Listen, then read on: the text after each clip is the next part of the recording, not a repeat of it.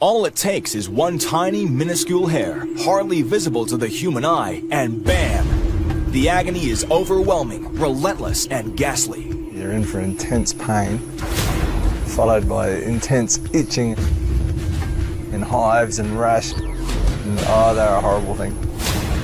Really, really painful and irritating, horrible little thing.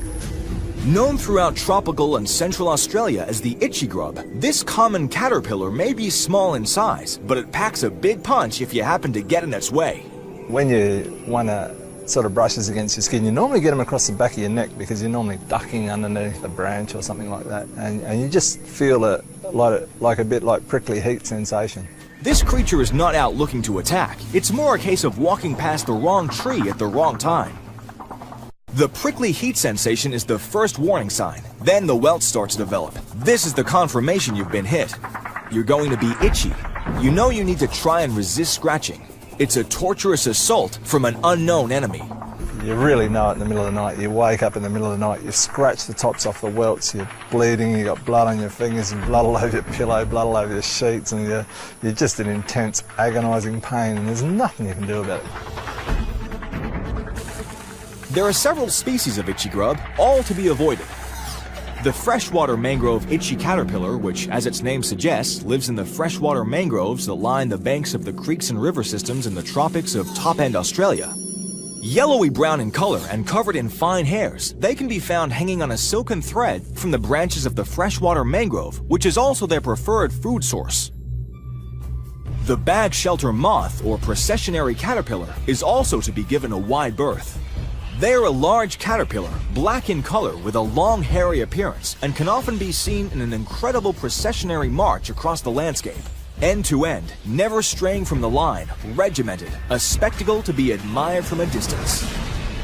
So yeah, I got hit on Saturday about 2 o'clock in the afternoon, and the whole, from my shoulder down to about the middle of my back's covered in a big patch of rash. And I honestly thought I only got hit on the shoulder, but obviously I've scratched it and I've dragged it all down. Dion is the curator of zoology at the Northern Territory Wildlife Park, so his line of work often puts him in the bush and into contact with these caterpillars. But beware, they are everywhere. You don't even need to head out of town to find them. These little grubs, when they pupate into a little orange moth, the scales on the moth's legs and the scales on the wings are also severely irritating, and they'll land on your washing. If you've got a light on at night and the light is shining on your washing, it's an invitation to the devil. They'll sit on your sheets, fully illuminated although often unnoticed, polluting your washing with fine hairs, possibly even laying eggs. So you put your sheets on your bed and you lie in the bed and you know straight away, oh, rip the sheets off, new lot of sheets and away you go. The life cycle is short-lived, although they are capable of forming into large colonies that look similar to a stocking hanging in a tree. The stocking-like formation is attached to the branch of the tree with silken threads. Inside are masses of itchy grubs. And yeah, you really wouldn't want to bump into one of those. Oh, that'd be just shocking. Whilst the itchy grub is unlikely to be fatal, they can cause swelling of the eyes and throat, so medical attention can be necessary. Ice packs, soothing lotions, and antihistamines are often recommended to aid the recovery, but generally you just have to endure the pain. All it takes is one grub hanging off one silk thread. If it brushes against the back of your neck, you're in for a wild ride. One silk thread with one little tiny caterpillar on it. It just brushes against the back of your neck and it's horrible.